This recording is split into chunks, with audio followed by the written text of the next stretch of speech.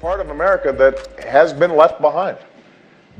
If you look economically, all the growth over the last 2 decades has essentially been captured by not just the top 5%, but really the top 1%. And the average American worker's wages and incomes have flatlined. They're not making progress. And they feel anxious about it, and because they feel anxious about it, they are afraid of globalization. And that fear has been fed by our politics. Now, my strong belief is that globalization is here to stay, and it is a powerful potential tool for good. But we have to make sure that everybody has the ability to access what's good about globalization. And right now, people are locked out. So very specifically, what would I do? I would transform our education system, and that means that we invest in early childhood education to close the achievement gap that exists right now. And that's not just pre-kindergarten. I mean, it's 0 to 3. From the moment a child is born, if they're born to an at-risk parent, we're going to that parent and we are helping them. If that parent can't read, we will teach the parent to read so they can read to their child. But make sure they're prepared for school. That's step number 1. In terms of K through 12, we know that the most important element, other than the parent, in the child's learning is the teacher.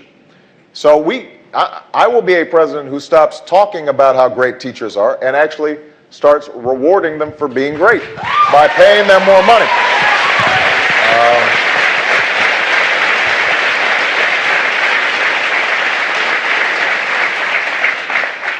We need to pay them higher salaries.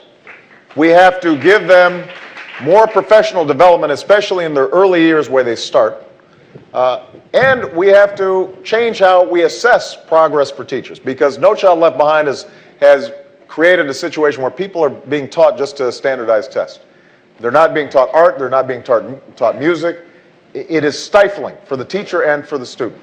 Now, we have to have high standards, but those standards have to build on what is best about the American education system, which is innovation and creativity. So that we have to take care of. We have to make college way more affordable. And one way I will immediately do that is get to banks and financial institutions out of the business of providing student loans. You can take billions of dollars of profits with a direct loan program. So that's on the education front. We have to make investments in broadband line and infrastructure so that we are competitive.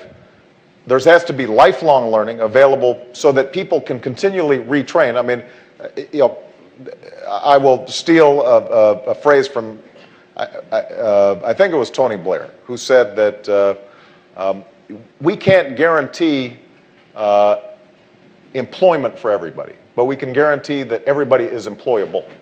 And that means that people have to be able to constantly transition in terms of their ability to adapt to new circumstances. And technology can play a critical role in that, but we've got to make sure that it's accessible and available to every person. And the last point I would make is that we've got to rebuild our social safety net that has not been adapted since FDR. So we've got to make sure that health care is available even when you lose your job, that you have a retirement account that follows you with the job. Part of the reason we're an innovative society is that we've always felt that, you know what, if we take a risk and we make a misstep, that there's some cushion there for not just us, but for our families as well. And that's why universal health care is so important. That's why creating new systems to help people save is so important, so that will actually spur on people's willingness to take risks in the marketplace. Right now, they don't feel as if they're able to do so.